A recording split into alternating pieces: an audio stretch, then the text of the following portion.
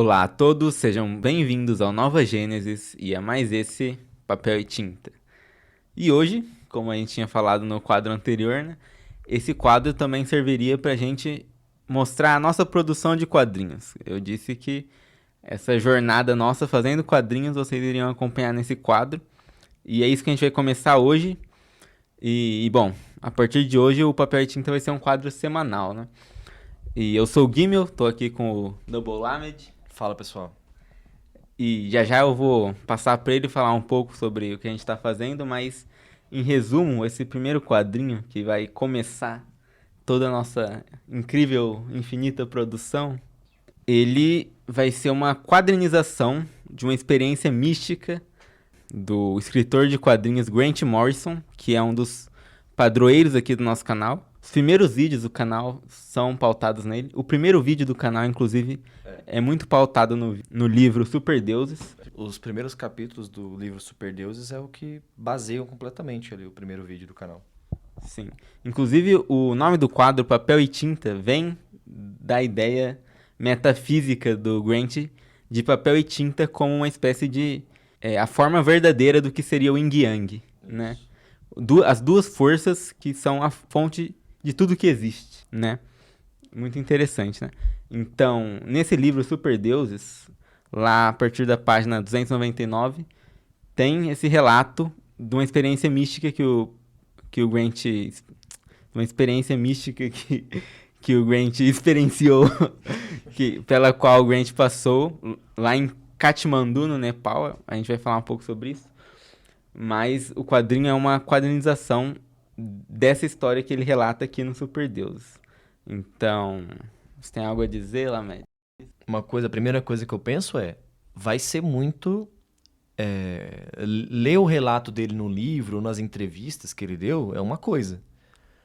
E o ler o nosso quadrinho vai ser outra completamente diferente. Porque a gente não está só adaptando a história dele para quadrinho, o relato da experiência, como colocando a nossa digital, como adicionando elementos, né, traduzindo para a linguagem visual, que é já é uma coisa.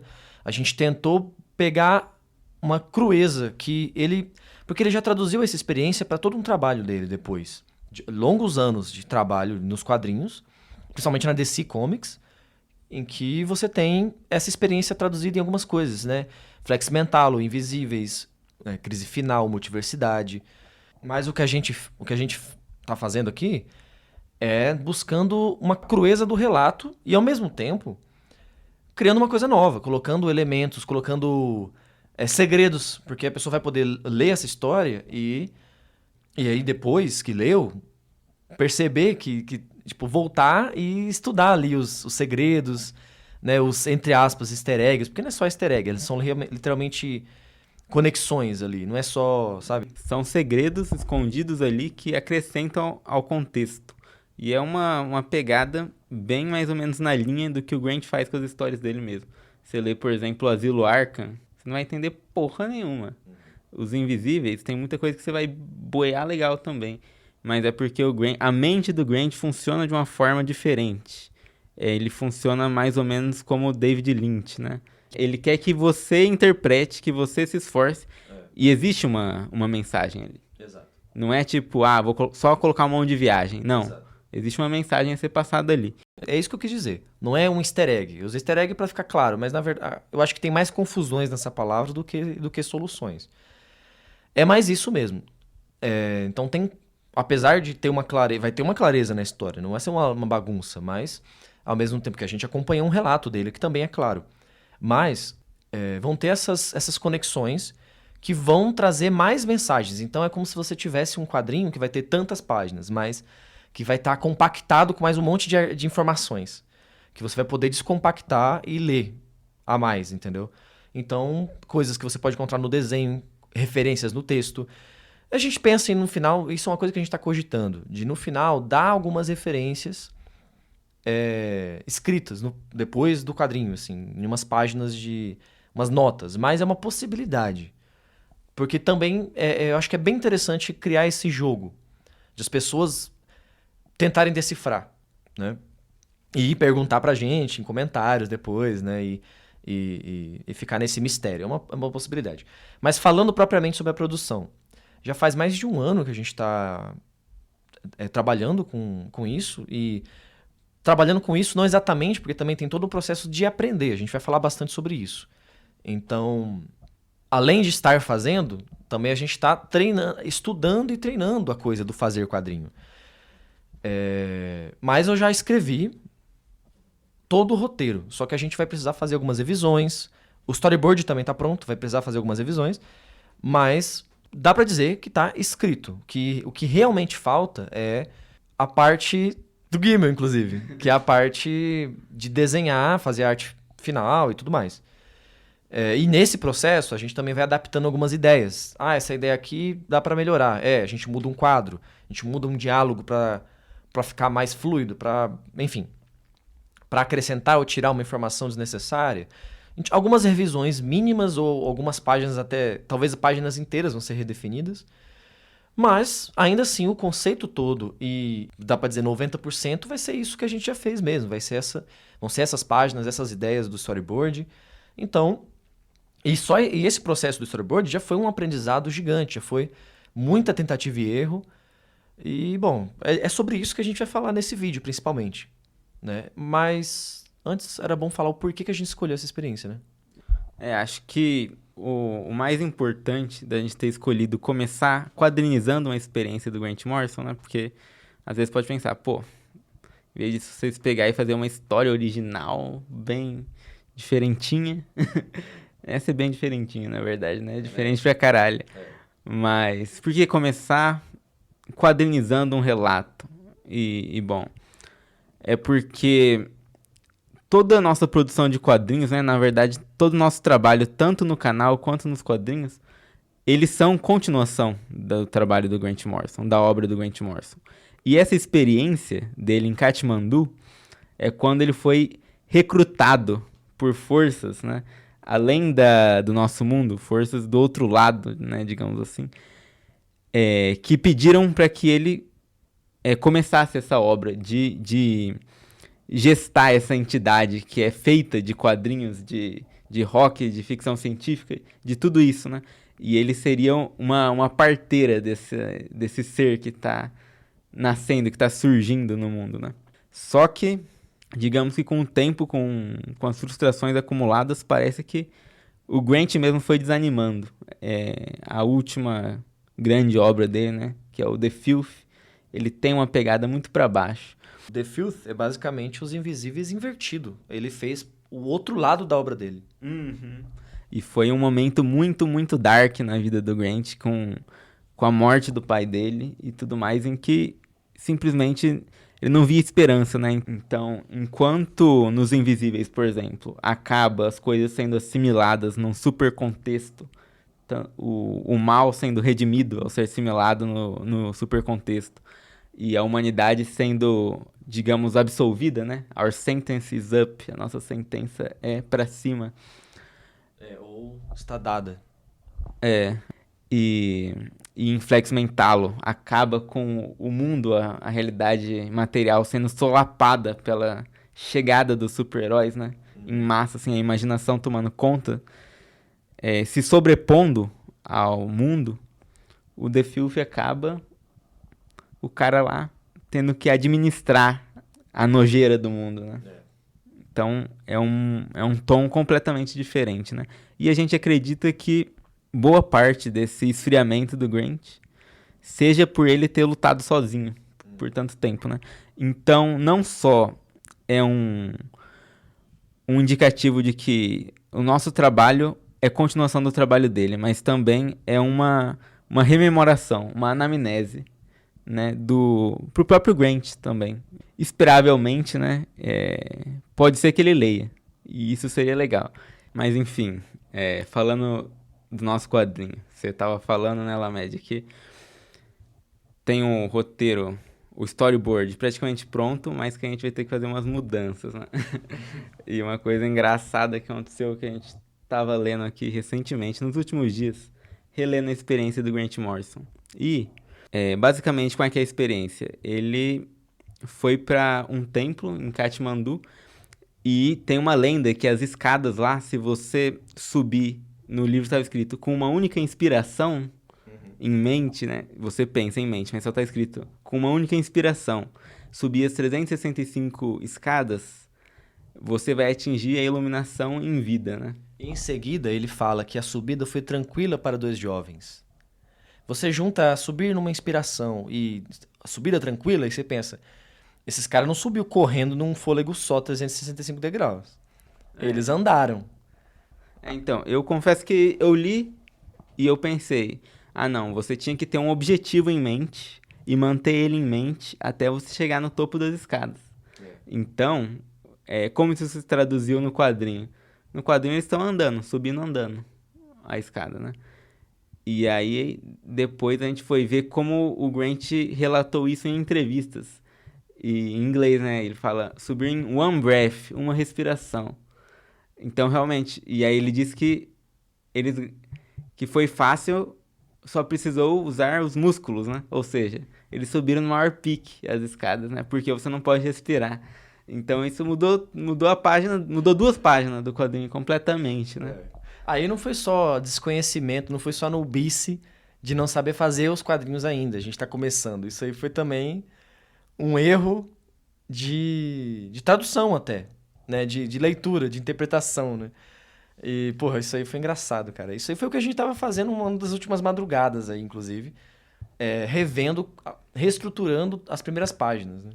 Mas é importante dizer também, o Lamed falou que faz um ano que a gente tá sobre isso, mas é daquele jeito. É um pouquinho aqui, um pouquinho ali, porque senão já teria feito, né? Inclusive, o quadro Papel e Tinta virar semanal é um dos motivos, além dele ser importante e de a gente ter muito o que falar, é também para dar aquela cobrança pra gente mesmo, falar, não, a gente tem que trabalhar nisso semanalmente, então a gente vai produzir esse quadrinho com mais frequência, porque tem isso mesmo, a gente parou muito tempo, assim, mais de um ano, mas daquele jeito. Sim. Então, falando desse processo que você desenhou o storyboard, né? Mesmo sem grandes técnicas desenhísticas, calma aí, quais foram quais foram as grandes dificuldades e os aprendizados do processo? A primeira dificuldade para mim é que eu venho do livro, né? O meu conhecimento de quadrinho, ele é muito mediano para baixo, né? Então, se for comparar, por exemplo, o Gimel leu muito mangá. O Mestre Aleph é literalmente o mestre de quadrinhos também, ele conhece tudo. Aí eu li pouquíssima coisa. Eu ficava mais lendo livros e escrevendo contos e histórias mais longas e tal. Então eu venho da escrita. É muito diferente. É completamente diferente você pensar na narrativa visual. Então a primeira dificuldade está aí. Narrativa visual é uma ciência e uma arte complexa, sutil e que exige imersão. Você tem que... Assim, eu acho que qualquer arte é isso. Quanto mais você imergir nela, melhor. Então, um aprendizado que eu tive é que um ótimo método para você aprender uma coisa é, primeiro, fazer, e segundo, imergir em tudo que tem a ver com aquilo. Então, eu passei a ler muito quadrinho durante a produção do storyboard, eu passei a consultar quadrinhos para ter ideias e as referências daqueles quadrinhos. Então eu ficava oscilando entre o relato dele, conteúdos do livro dele, conteúdos de quadrinhos dele, e outros quadrinhos também. Li quadrinhos do Jack Kirby e tal durante esse período. E aí chega uma outra dica, repertório, cara. Um aprendizado que eu tive que, na prática, é que você precisa de repertório. Precisa ter. Então essa é a ideia, vou escrever um livro e você leu um livro tipo ano passado. Não dá, entendeu? Você vai fazer quadrinho, você, sei lá, você leu alguns, né? Não, você tem que pegar e ler muito. E ir atrás de coisas diferentes também.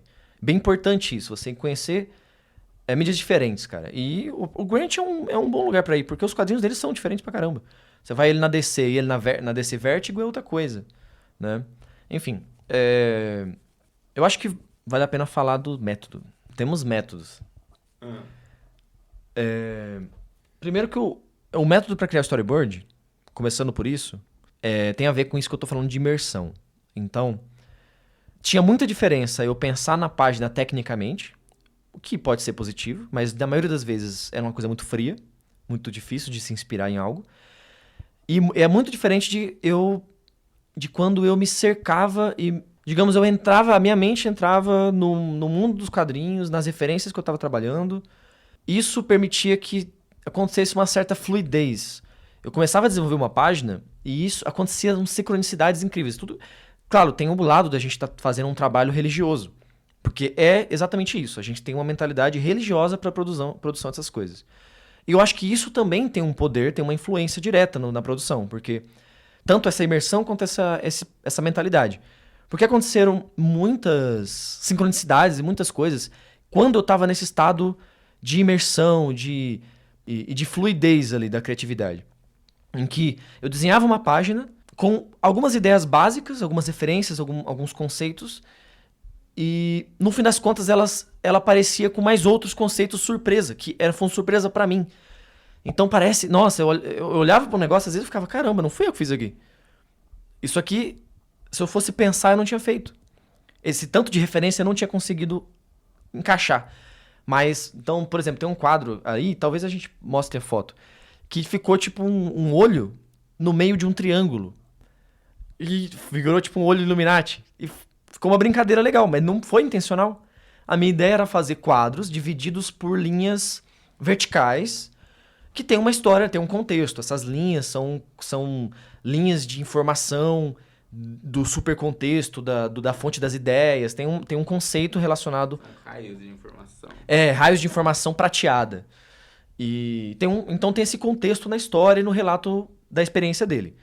E aí eu fiz os quadros divididos. Então a sarjeta, né, as margens dos quadros, na verdade não eram quadros, né, eram vários triângulos e losangos e coisas assim, divididos por esses raios prateados.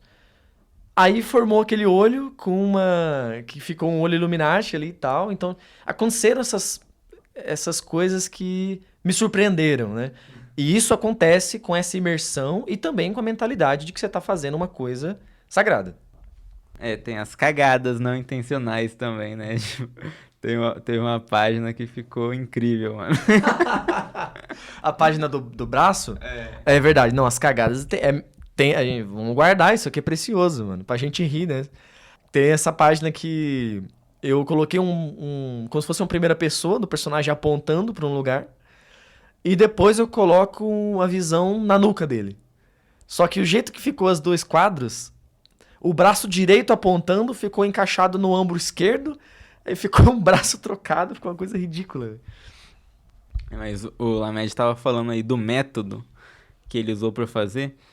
E eu acredito que o Lamed se aproximou muito do método que o próprio Grant Morrison usa para fazer as histórias, né? Porque tudo, cada coisinha na página, ela tem um sentido pra ela estar ali. É uma coisa que eu não conseguiria fazer dessa forma. E aí, eu tô lá olhando o storyboard e eu falo, e se eu fizer assim, assim, assim? Ela me diz, não, mas isso aqui tá aqui por causa disso, disso e disso. Eu fico, caralho, mano. Então, de certa forma, complicou bastante o que eu vou ter que fazer, porque eu vou ter que consultar ele. Qualquer mudança que eu tiver que fazer vai precisar ser consultado. Porque... mas acontece de ter mudança que eu falo, não, isso aqui não tem nenhum objetivo, foi uma gambiarra, aí eu falo, não, muda. Mas tem essas páginas, de fato, e a maioria das páginas são assim, tem um sentido amarrado, e aí ele tem que me consultar até onde pode mexer. Então. E aí tem é o nível do choque, assim, tipo... Você tá falando, eu acho que eu vou diminuir o tamanho desse quadro aqui. Aí o Lamed mandou Mano, você sabia que todos os quadros, eles têm o tamanho calculado, simbolicamente, não sei... Eu, caralho, mano, não é possível uma coisa dessa. Mas aí já exagerou. Isso aí já exagerou. Inclusive um conselho, não chega a esse ponto. Caramba, mano, que porra é essa? A página, ela não tem o que você mexer ali. Não, e outra parte do método, que eu acho que você pode falar melhor, que a gente tá fazendo tudo necessariamente analógico. A gente está fazendo todo e... Primeiro, analógico e segundo, a gente tem que entender todo o processo. Somos duas pessoas. Os dois têm que entender de desenho, de storyboard, de letra, de balão, tudo. De cor. Tem coisa que eu não faço ideia, tem coisa que o Guilherme não fez ainda, também não faz ideia. E a gente vai conversando e trocando essa informação para entender todo o processo. E assim, na caneta, no papel, no pincel, é realmente sujando aqui, fazendo bagunça, estragando uma folha, e a gente tá fazendo o método tradicional. É, o... eu poderia, se eu quisesse, fazer no digital. Eu tenho a mesinha aí, os vídeos do quadro Golden Pill, que inclusive precisam voltar. Faz muito tempo que eu não tenho Golden Pill. Mas eu desenho nos quadros Golden Pill, desenho no digital e eu acredito que seria bem mais fácil. Não, é certeza, porque você pode refazer infinitamente ali até ficar bom. Mas eu já digo logo, o desenho do Gimel no papel é outra coisa. É outra coisa. E tem muita gente que eu olho pro desenho e falo, mas esse desenho no papel aqui, excepcional. E aí, no digital, às vezes tá muito bom, mas tem uma coisa diferente, cara. Tem uma... Enfim, cara, você repara que tem um... Fica mais único. Sim, o digital ele realmente falta uma certa personalidade ali. Não, é uma coisa que não se explica direito, é a alma mesmo, né? E sei lá, cara, é outra coisa você conseguir fazer um desenho finalizado, assim, que você fala, isso aqui, ele tem consistência interna, digamos. Ele é um desenho consistente, é um desenho com substância. No papel, é outra coisa, uma coisa que, inclusive, eu tô buscando, porque eu descobri que eu não consigo. Eu achei que eu conseguiria facilmente, por eu ser um rabiscador compulsivo. Eu só desenho, eu consigo virar noites desenhando aleatoriamente, assim.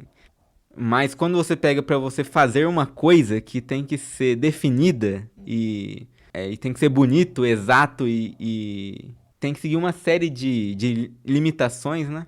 Você não pode pegar e fazer um rabisco qualquer, como eu sempre fiz. Aí bateu a grande dificuldade. Porra, mano. Eu achei que eu me viraria melhor com isso aqui, né? E agora eu tenho que fazer uma cena. Tô na roça. Eu reparei que eu tô na roça, essa que é a verdade, né? E aí vocês vão ver, eu vou colocar na tela aí uns testes que eu fiz da primeira página, mano. Eu fiz dezenas de vezes a primeira página e e aí é aquela coisa, primeiro eu pensei, eu vou estilizar tudo, porque é um cenário complexo, é um bungee jump. A experiência começa com um bungee jump, porque é uma maluquice, não tem como explicar isso agora. Não explica isso agora não. Você lê a história depois. Algum dia a gente explica isso. Mas é um cenário extremamente complexo, né? Umas montanhas, aí tem uma ponte com bungee jump. E eu falei, inicialmente falei, mano, eu vou estilizar aqui e vai ser isso. Fazer simplão assim, até meio plano a imagem. E conforme eu fui desenhando e pensando nessa cena, fazendo vários esboços, você vai meditando, né? No que você tá fazendo, no porquê você tá fazendo dessa forma. E eu reparei que não vai funcionar assim. Eu não posso focar na facilidade aqui, até porque quando o Grant Morrison tem a ideia dos Invisíveis, do quadrinho dele, ele diz que é para ser um voodoo do mundo. O quadrinho era um voodoo do planeta, né? E ali ele ia, tipo, brincar de Deus mesmo, né? Tanto que os Invisíveis têm uma influência colossal. Pra vocês terem noção, os Invisíveis é a fonte de onde saiu Matrix, por exemplo. Que Matrix mudou tudo, né? A gente tem um vídeo sobre isso também. E então os Invisíveis é de fato um voodoo do mundo. E aí, pensando nisso, eu também pensei, eu tenho que fazer o mais próximo possível da realidade. Claro, vai ser estilizado, porque eu não faço fotorrealismo, eu não sou Alex Ross, né? Mas eu tenho que fazer o mais próximo que eu conseguir, para que seja também um voodoo. No storyboard, todas as partes que estão no mundo, principalmente lugares referentes turísticos e tal, eu fiz para que fossem pelo menos reconhecíveis. Assim, minimamente reconhecíveis, para que justamente tenha essa referência, para que justamente a gente remonte, inclusive para quando o cara lê, supondo que o Grant Morrison vai ler, para que ele leia o negócio e fale, nossa, é exatamente o que eu vi quando eu estava lá. É essa representação aqui. Então, é para ter esse nível de proximidade. E aí, quando são as experiências viajadas, daí é quando a gente vai poder estilizar extremamente. Daí, por exemplo, tem umas cenas espaciais que eu falei, mano, faz um método Jack Kirby aqui, ó. Você faz umas galáxias do jeito que o Jack Kirby fazia. Um negócio que é um negócio extremamente estilizado e que eu lembro que o Jack Kirby até comenta que ele gosta de pintar mais galáxias. Então ele colocava mais conteúdo no universo. E que é uma coisa que a gente pode fazer, mas quando tá no mundo, tem que ser não fotorrealista, claro, mas o mais parecido possível. Só que o Guilherme teve que aprender do pior jeito, né? Ele começou testando até chegar a essa conclusão, né? Eu comecei, sinceramente, eu queria rushar, né? Eu queria fazer o mais rápido possível, a maior quantidade de páginas. O que faz sentido, porque a gente tem uma tonelada de coisa pra vir futuramente. Exatamente. Então, a gente, em algum momento, precisa que a produção fique rápida. Sim. Mas assim, vocês vão ver aí, os bosses iniciais, quando a pessoa vai pular de bungee jump, né? Tem um instrutor ali do lado. E a gente queria botar uma referência, um easter egg, que também não é só um easter egg, né? Tem uma profundidade que é inserir o Mestre Aleph, o capitão aqui da Ultima Thule, e colocar ele lá. Então, a princípio, a ideia era ter um instrutor e em algum canto do lado ali ter o Aleph. Mas aí eu pensei, não, vai facilitar a minha vida se eu fizer o Aleph ser um instrutor. É até simbólico, se quem dá início a todo o processo, né, da criação dos invisíveis fosse o Aleph. Isso tem um sentido foda, né? E aí, beleza, eu falei, não, o instrutor vai ser o Mestre Aleph. E aí, os primeiros desenhos, você vai ver que eles estão lado a lado, assim, olhando pra baixo na ponte. E aí, conforme eu fui pegando referências desse bungee jump aí, do rio Kauaraú, lá na Nova Zelândia, eu reparei que não tem como, bem na bordinha da ponte, ficar duas pessoas uma do lado da outra. A ponte é tipo uma prancha de barco, que vai pra prancha no filme de pirata. Só dá pra ficar uma pessoa na ponta ali. Então eu tive que remodelar tudo. Então, boa parte da dificuldade é essa, de eu desenhar e falar, não, mano, isso aqui não é o que eu quero. Aí eu desenho de novo, de novo. Mas eu acho que agora eu tô muito próximo do que eu realmente quero com a página. O ganho foi grande também, porque o desenho e a pintura do Gimel foi mudando, foi ficando realmente melhor. Então também teve esse treino, né? Então, mas realmente, como o Lamed disse, isso aqui precisa acelerar. Mas é aquela coisa, né? A gente realmente foi colocado no mato sem cachorro, é isso que fala? Porque, por exemplo, a gente tá desenhando aqui em A4. Eu sei que isso não é o padrão. Na verdade, para quadrinho americano, é o A3. Que eu até tenho algumas folhas de A3, mas tem uma dificuldade extra, que é a ideia é que o quadrinho vai ser pintado em aquarela. Então, realmente, a gente se colocou numa situação complicada aqui, porque é um quadrinho de mais de 50 páginas, pintado, tudo feito à mão, enfim. Todas as dificuldades possíveis que a gente poderia se autoimpor, a gente se autoimpor. Então já fica a recomendação. Se você vai começar um quadrinho, a gente recomenda que você faça à mão também, porque é muito legal e dá um tempero. É um diferencial hoje em dia que todo mundo faz no digital. Mas a gente recomenda que você pense em algo mais simples. Faz um negócio preto e branco, começando por aí. Então. O problema a gente pretende fazer quadrinho preto e branco. A gente pretende fazer um estilo mangá e tal. Só que esse tem... quando eu comecei a fazer o negócio, eu falei, galera, vai ter que ser colorido, né? Por que você acha? Não, por isso, aquilo, a gente conversou sobre isso. Falou, realmente, pro sentido dessa história, ele precisa estar colorido. Pela conexão com o quadrinho americano, pelo realismo que vai trazer os pontos turísticos e etc, etc. Tem vários sentidos porque as cenas espaciais precisam ter cor. Então, tem todo um sentido para ter cor. Agora, vários outros quadrinhos, provavelmente a gente vai sofrer menos. Vai ter treinado nesse e vai tirar algumas das dificuldades, né? Então. E aí, essa coisa do A4, pra falar a verdade, eu acho que vai dar certo, mas eu tô um pouco temeroso quanto a isso. Até porque a gente não tem um plano 100% definido de como vai ser, por exemplo, para publicar depois. A ideia inicial era ser um formatinho, né? Que aí reduz na metade, mais ou menos, o A4. Depois, a gente comprou uma revista ali numa banca e nós pensamos, mano, a gente podia fazer uma coisa, tipo uma revista assim, que é uma ideia foda, né? Ter uma revista do Nova Gênesis. Seria perfeição, mano.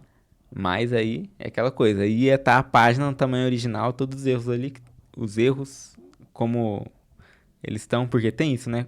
Os caras desenham no A3, aí reduz depois para tamanho de formatinho, um monte de erro some e coisas assim.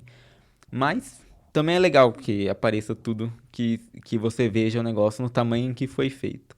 Agora, não sei se vai dar certo isso, até porque tem alguns desenhos que estão bem pequenos aí para fazer passar a arte final ali vai ser complicated, né? Como diria Avril Lavigne.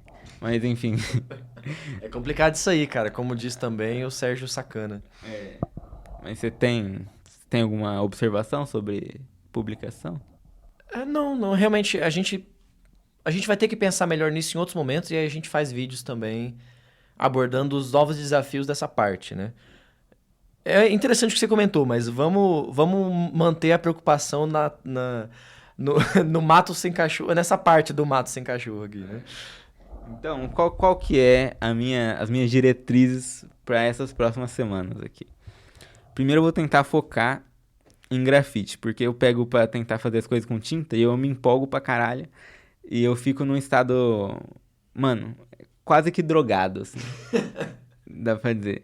Tem um vídeo de um canal gringo que é o Draftsman, que tem o Marshall, um velhinho desenhista. E é muito foda, inclusive eu tenho um curso de perspectiva do Marshall.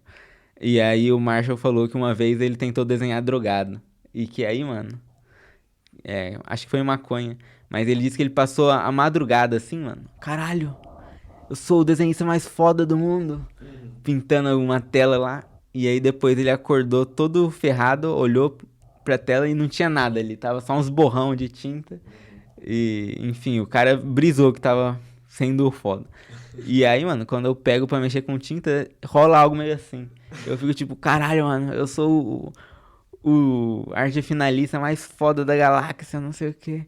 Só que fazendo rabiscos aleatórios, né? Com tinta. Não, assim, eu não consigo deixar ele se diminuir nesse aspecto, porque eu olho os desenhos rascunho do game, eu acho todos muito da hora. Até os mais zoeiros eu fico, nossa, isso aqui dá um personagem foda e tal. Então, realmente, ele é bom na tinta, né? Só que isso aqui é um vício do caralho. O cara literalmente vira à noite riscando coisa de tinta. E aí eu fico, hein, mano, mas aí você virou a noite desenhando? Sim, virou a noite desenhando. Mas e o quadrinho? Aí, mano, aí eu acordo no dia seguinte, caralho, mano. E não tá tão bom quanto eu imaginava, quanto eu imaginei na hora. Então, não sei o que acontece, mano. Tinta é um negócio perigoso. É um negócio. Antes de gravar, o Guilherme soltou uma assim: não mexa com tinta, destrói a sua vida. Que caralho. Mas é o nome do canal, é Papel e Tinta, mano. Não pode. O nome do quadro. É, o nome do quadro. Aí você vai soltar uma dessa? Não pode, mano. Então. Mas enfim, então as minhas diretrizes para os próximos dias é grafite e fazer as páginas, né, do jeito mais definido possível. Porque tem essa também, quando você começa a mexer com tinta, muitas vezes você cai no erro de pensar, ah não, eu vou fazer um desenho mais esbocístico aqui, e aí, mano, eu sou foda, né, depois eu vou pegar e definir tudo já na tinta, assim. E talvez, eu sei que tem gente que consegue fazer isso, não é o meu caso. Então o negócio é vou selar a tinta, guardar na caixa, passar as 7 chaves e ficar só no grafite até eu ter pelo menos umas 5, 6 páginas bem definidas, assim, do jeito que realmente que eu falo. Não, é assim que eu quero. E aí eu posso arriscar, tem uma mesa de luz aí. E aí eu posso arriscar fazer uns testes, mas eu tenho que parar com isso por um tempo. Focar no grafite. É foda que o cara já tá desabafando, né? Eu não vou falar a verdade pra vocês, né? Desenhistas anônimos. Eu tenho um vício, toda madrugada, eu fico desenhando com a tinta de nanquim, não sei o quê. Que história estranha, cara. Não, é esquisito, mas é assim. Eu tenho certeza que tem mais gente assim. Eu não sei, mano. Eu sou o único. Eu acho que você é o único, mano. Sou o único retardado que brisa com tinta. Caralho, olha só. Fica muito escuro, contraste com o papel que é branco. Uau! Uau! Uau, que legal! Já eu fico, mano, eu queria de vez em quando ficar nesse surto aí, velho. Porque eu não consigo me concentrar de ficar desenhando horas, mano. Eu encho uma página. Às vezes nem encho uma página de treino. Treinando o pé, treinando corpo humano, não sei o que, mão.